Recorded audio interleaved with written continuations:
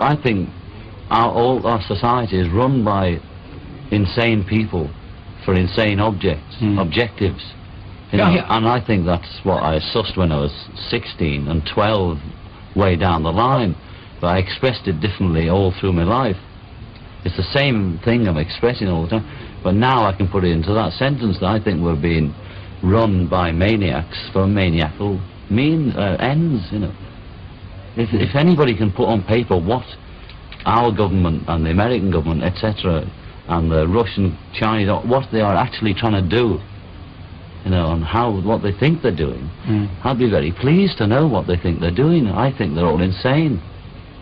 You know, but I'm liable to be put away as insane for expressing that. But there's a reason. There's a reason. There's a reason for this.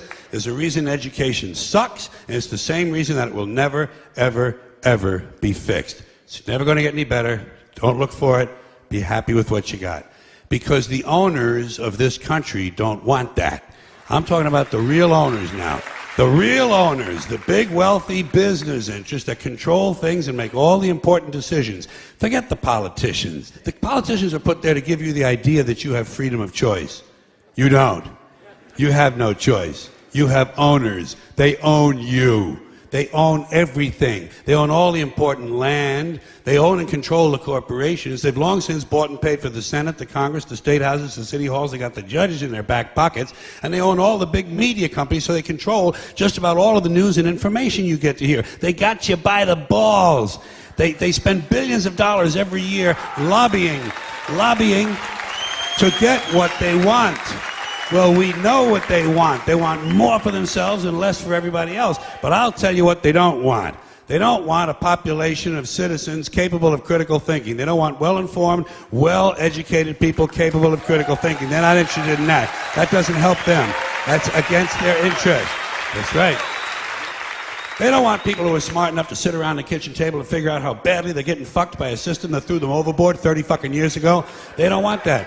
You know what they want? They want obedient workers. Obedient workers. People who are just smart enough to run the machines and do the paperwork, and just dumb enough to passively accept all these increasingly shittier jobs with the lower pay, the longer hours, the reduced benefits, the end of overtime, and the vanishing pension that disappears the minute you go to collect it. And now they're coming for your Social Security money. They want your fucking retirement money. They want it back, so they can give it to their criminal friends on Wall Street. And you know something? They'll get it. They'll get it all from you sooner or later, because they own this fucking place. It's a big club, and you ain't in it.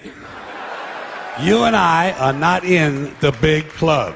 And by the way, it's the same big club they use to beat you over the head with all day long when they tell you what to believe. All day long, beating you over the head in their media, telling you what to believe, what to think, and what to buy.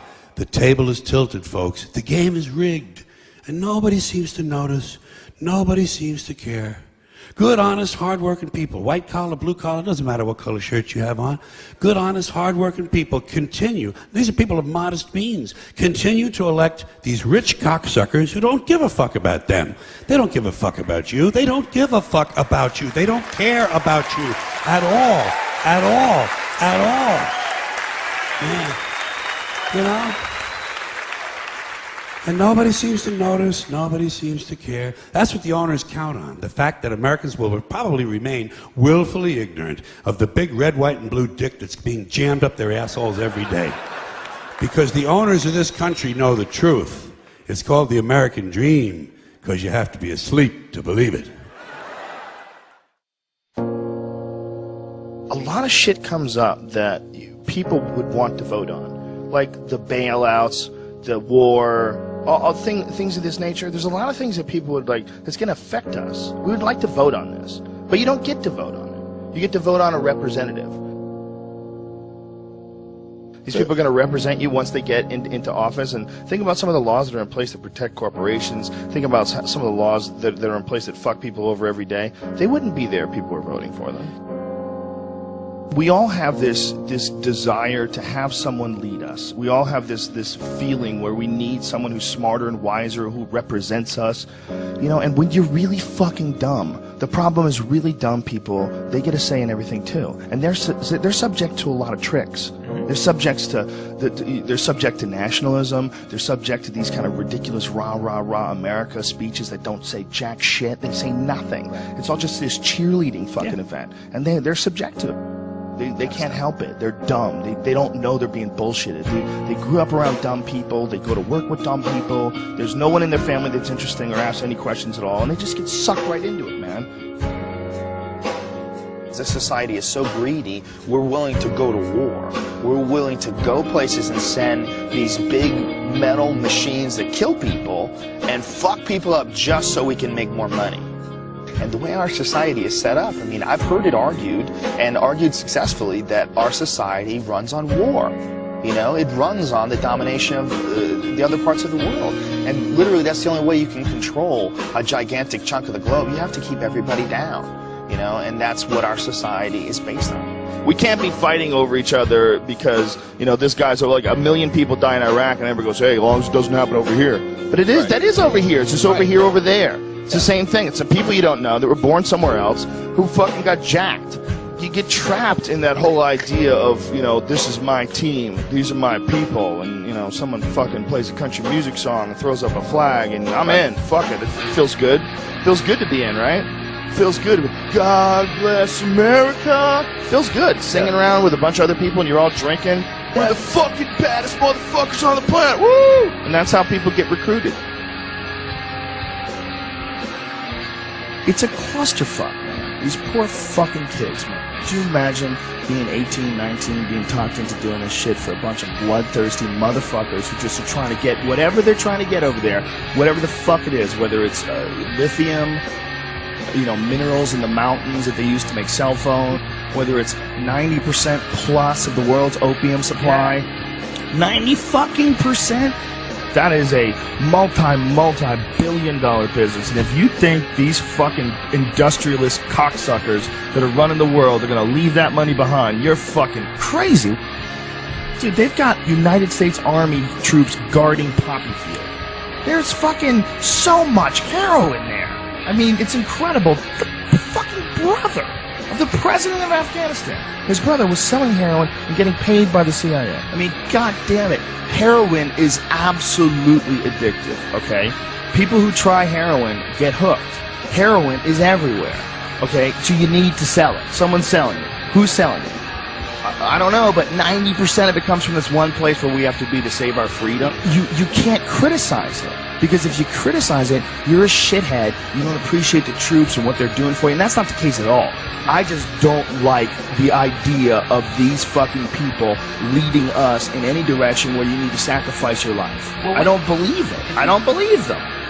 When there's been so many fucking lies. I mean, the more you look it up, the more, I mean, go into any of the stories on the weapons of mass destruction before we invaded and compare them to what we actually know that they really knew when they said that.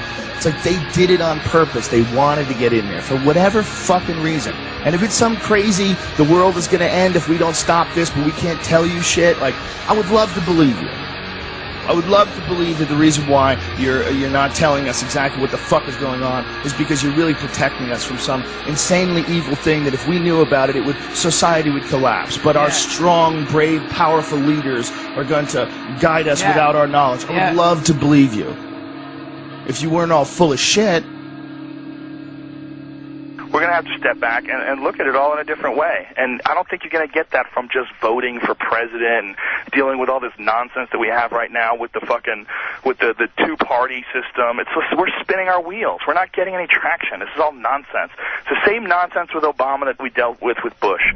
Special interest groups controlling what people say and do and what direction the country goes in and save us from the bad guys. Just shut the fuck up, man. It's the same nonsense.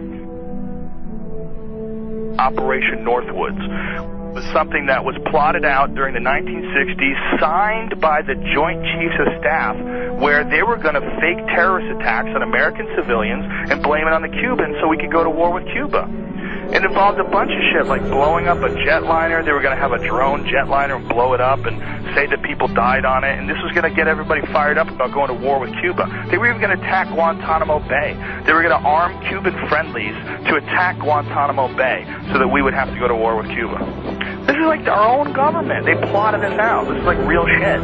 I remember when I saw JFK, the Oliver Stone movie, and that was like part of the premise that JFK, that Oliver Stone was pushing in this film, is that they killed JFK because they wanted to stay in Vietnam because they were making a lot of money in Vietnam. And I remember at the time seeing that movie going, that is absolutely ridiculous. Who the fuck believes that? Are they going to start wars and keep wars going just so that they can make money, even though it's not a real war, it's not a just war? Nobody wants to go to war. That's stupid hippie bullshit.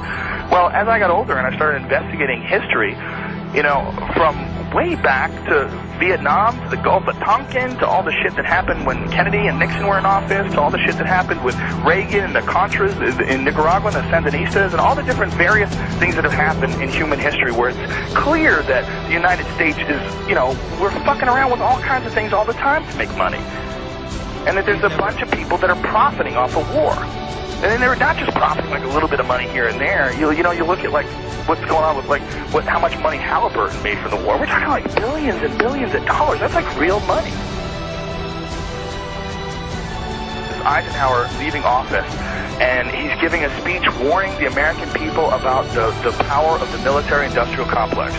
You know, when you watch that, you're like, well, here is a sitting president who's leaving office, but the most important thing that he wants to tell people is that you have to be careful because there's a machine here that wants to go to war. There's a business behind going to other countries and fucking people up and taking their shit. And they come up with reasons to do this. And they sacrifice American lives to do this. And they do it for profit. And it sounds absolutely ridiculous. It sounds absolutely outrageous that the greatest country on earth can be involved in something like that from the get-go. But yet, that's what history says. That's how it points. It points in that direction. It points in that direction that it's going in. In the councils of government, we must guard against the acquisition of unwarranted influence, whether sought or unsought, by the military-industrial complex. The potential for the disastrous rise of misplaced power exists and will persist. We must never let the weight of this combination endanger our liberties or democratic processes.